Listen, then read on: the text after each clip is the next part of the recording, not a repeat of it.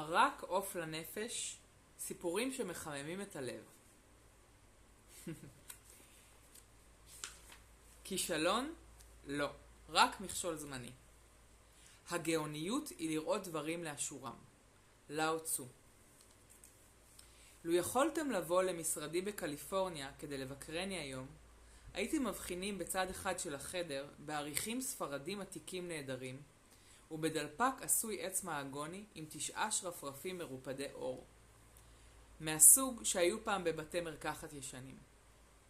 בלתי רגיל? נכון. אבל לו יכלו השרפרפים האלו לדבר, הם היו מספרים את הסיפור על היום שבו כמעט ויתרתי על הכל. לאחר מלחמת העולם השנייה הייתה תקופת שפל והעבודות היו נדירות. קאובוי בוב, בעלי, רכש עסק קטן של ניקוי יבש בהלוואה. היו לנו 2 תינוקות, בית, מכונית וכל התשלומים הנלווים. ואז נפער הבור. לא נותר כסף לתשלומי הבית או לכל דבר אחר. הרגשתי שאין לי שום כישרון מיוחד, לא למדתי שום דבר ולא הייתה לי השכלה גבוהה. לא הערכתי את עצמי כלל, אבל זכרתי מישהו בעברי שחשב שיש לי כישרון כלשהו. המורה שלי לאנגלית בתיכון. היא יעצה לי ללמוד עיתונאות ונתנה לי שם של מנהל פרסום במערכת עיתון. חשבתי, אם אוכל לכתוב מדור פרסומי למען הקונים בעיתון המקומי בעיר הקטנה שלנו, אולי אוכל להרוויח לתשלומי הבית. לא הייתה לי מכונית ולא מטפלת, לכן לקחתי את 2 ילדיי בעגלה שבורה שלא חדלה להתפרק כל הדרך. אבל המשכתי. החלטתי שאסור לילדיי לאבד את ביתם, דבר שקרה לי בתור ילדה. אבל במשרד העיתון לא היו משרות פנויות, תקופת צנע. ולי היה רעיון. שאלתי אם אוכל לקנות שטח בעיתון ולמכור אותו לפרסום. הם הסכימו ואמרו שבוודאי ישבר בתוך שבוע. אבל הם טעו. הרעיון למדור פרסומי בעיתון הצליח. הצלחתי להרוויח די כסף כדי לשלם את תשלומי הבית ולקנות מכונית משומשת. ואז שכרתי בחורה בתיכון כדי שתשמור על הילדים כל יום אחר הצהריים. בשעה 3 בדיוק מדי יום הייתי יוצאת לפגישות שלי. אבל יום אחד כל הסוחרים סירבו לפרסם בטור שלי. למה? שאלתי. הם אמרו שהבחינו שראובן אלמן, נשיא לשכת המסחר והתעשייה המקומית, ובעל רקסל דרגסטור, לא פרסם אצלי. החנות שלו הייתה הפופולרית ביותר בעיר. הם כיבדו את השיפוט שלו. כנראה משהו לא קשורה בפרסומים שלך, הסבירו. ליבי שקע. אותן 4 המודעות יכלו להוות את התשלום עבור הבית.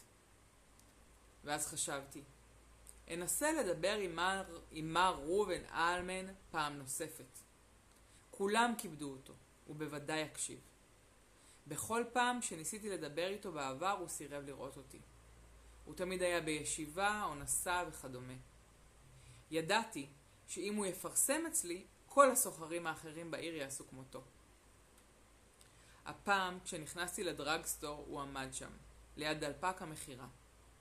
חייכתי והראיתי לו את הטור בעיתון, שסומן בצבע ירוק. אמרתי, כולם מכבדים את דעתך, מר אלמן. האם תוכל להסתכל על עבודתי לרגע, כדי שאוכל להגיד לסוחרים האחרים מה אתה חושב? פיו נפער. הוא נד בראשו לאות לא. ליבי שקע עד לרצפה. כל ההתלהבות שלי עזבה אותי. הצלחתי להגיע עד לפתח החנות, והרגשתי שלא אוכל להגיע הביתה. לא רציתי לשבת שם על אחד השרפרפים במקום שבו מכרו גזוז בלי לקנות דבר, ולכן שלפתי את המטבע האחרון שהיה ברשותי וקניתי קולה. תהיתי בייאושי, מה אוכל לעשות? האם התינוקות שלי יאבדו את ביתם כפי שקרה לי בילדותי? האם המורה שלי טעתה? אולי הכישרון שראתה בי היה חולף? עיניי נמלאו דמעות. קול רך אמר לידי, מה קרה יקירתי? הבטתי אל פניה של ישישה נחמדה ותסרוקת כסופה. סיפרתי לה את הסיפור שלי, וסיימתי אותו במילים, אבל מר אלמן, שכולם מכבדים כל כך, אינו מוכן להביט בעבודתי. תני לי לראות את הטור שלך, אמרה. היא אחזה את העיתון בידיה וקראה את הטור שלי בזהירות. ואז הסתובבה על כיסאה, הביטה אל הדלפק ובקול מצווה שניתן היה לשומעו בכל הרחוב אמרה, ראובן אלמן, בוא לכאן!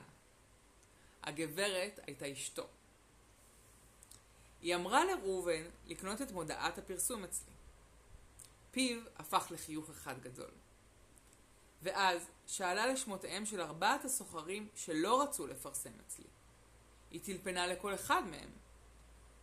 היא חיבקה אותי ואמרה לי שהם מחכים לי וכי הם מתחרטים על החלטתם. ראובן וויביאן אלמן הפכו לידידינו הקרובים וללקוחות קבועים. למדתי שראובן היה איש חביב שקנה הכל מכל אחד. הוא הבטיח לויביאן לא לקנות אף מודעת פרסום אחרת ופשוט ניסה לשמור את הבטחתו. אם הייתי שואלת אחרים בעיר, הייתי יודעת שעליי לדבר עם אשתו ולא עמו. אותה שיחה על השרפרפים ליד דלפק הסודה הייתה נקודת המפנה בחיי. עסק הפרסום שלי הלך וגדל והפך ל4 משרדים, 285 עובדים ששירתו 400 לקוחות מרוצים. שנים לאחר מכן, כאשר מר אלמן שיפץ את חנותו והסיר את דלפק הסודה, החליט בו בעלי היקר לקנות אותו עבורי והכניס אותו למשרדי. לו הייתם כאן, הייתם יכולים לשבת עמי ליד הדלפק, והייתי מוזגת לכם קולה ומזכירה לכם לא לוותר, ולזכור שהעזרה קרובה ממה שאתם חושבים. ואז הייתי מספרת לכם, שאם אינכם יכולים לתקשר עם מישהו הנמצא בעמדת מפתח, חפשו עוד מידע, נסו שביל עוקף, חפשו מישהו שיכול להיות המקשר ביניכם. ולבסוף אמסור לכם את מילותיו המרעננות של ביל מריוט מרשת מלונות מריוט.